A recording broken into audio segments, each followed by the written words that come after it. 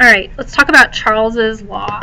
Charles's law is the relationship between volume and temperature, and by definition, it's V1 over T1 equals V2 over T2. V1 and T1 are your initial volume and temperature.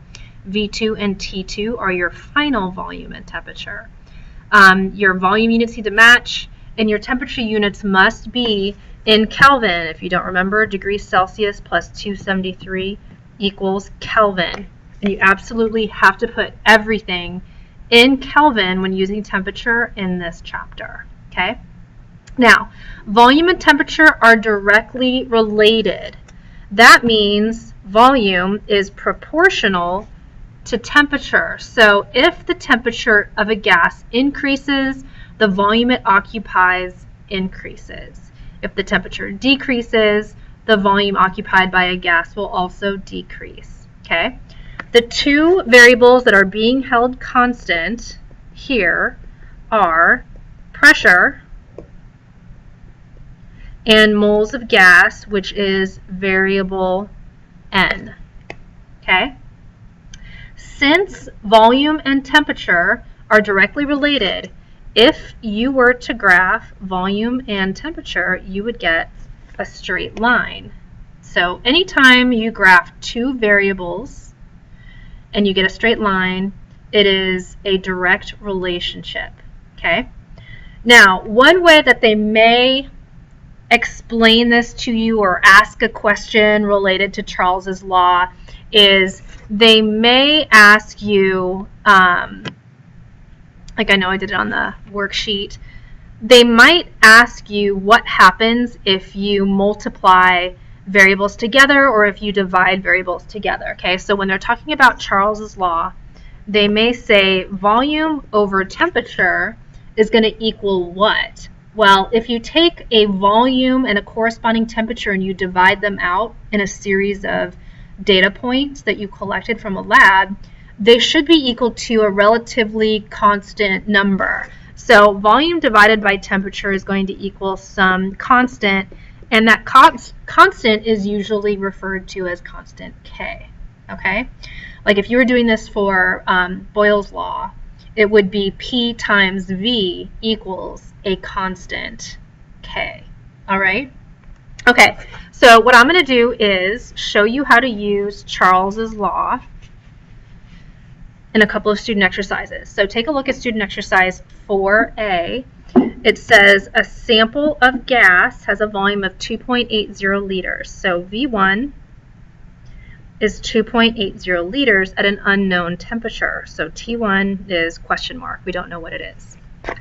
When the sample is submerged in ice water at a temperature of 0 degrees Celsius, so T2 is 0 degrees Celsius, the volume decreases to 2.57 liters. What was the initial temperature? Okay, my volume units match.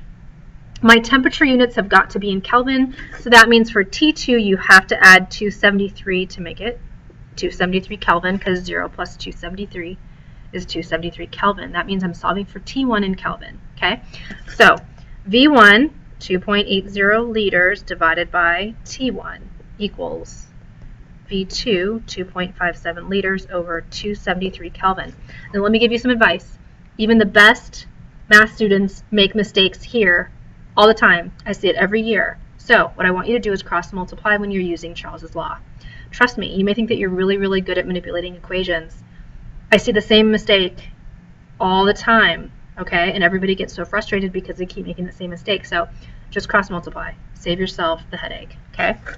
So you're going to multiply 2.80 times 273, and then you're going to set that equal to T1 times 2.57. Okay, so it looks like this.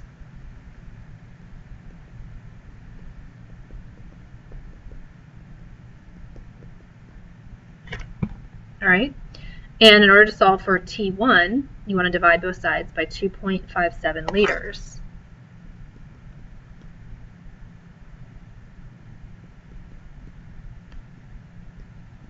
When you do that, you're going to be left with a unit of Kelvin. So When you're putting this in your calculator, make sure you do 2.80 times 273 and hit enter to get that result, and then divided by 2.57. You want to have 3 sig figs. It's going to be 297 Kelvin. So 297 Kelvin equals your initial temperature, and you're done. Okay? All right, let's take a look at B.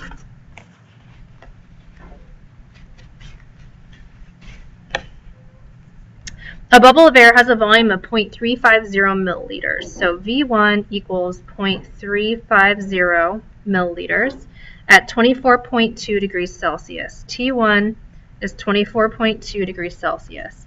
If the pressure remains constant, what is the volume of the bubble at, so we're looking for V2, 72.5 degrees Celsius. Okay? So you substitute all of these numbers into your equation and you solve for V2, okay? But before you do that, I would suggest converting your degrees Celsius into Kelvin. So you want to add 273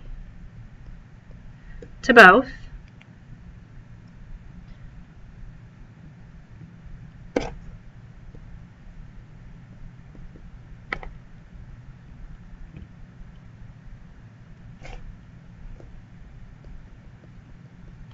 You're going to get this. And then we're going to put everything in. So it's going to be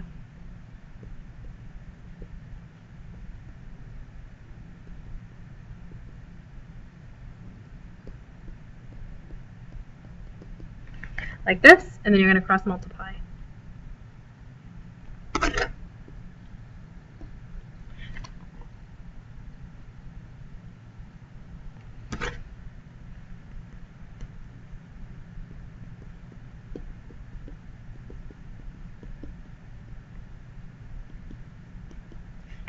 In order to solve for V2, you need to divide both sides by 297.2.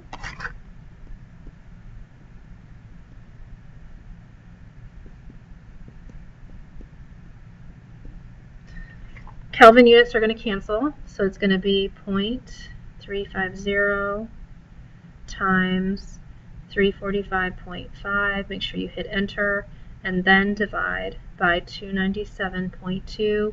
You want 3 significant figures in your answer. It's going to be 0.407 milliliters. Okay? Okay, now, since volume and temperature are directly related, if you had, let's say, tripled your temperature, you may expect to triple your volume. Okay? Or if you doubled your temperature, you may double your volume. Okay, so I just need you to understand those relationships without actually doing the math. Okay?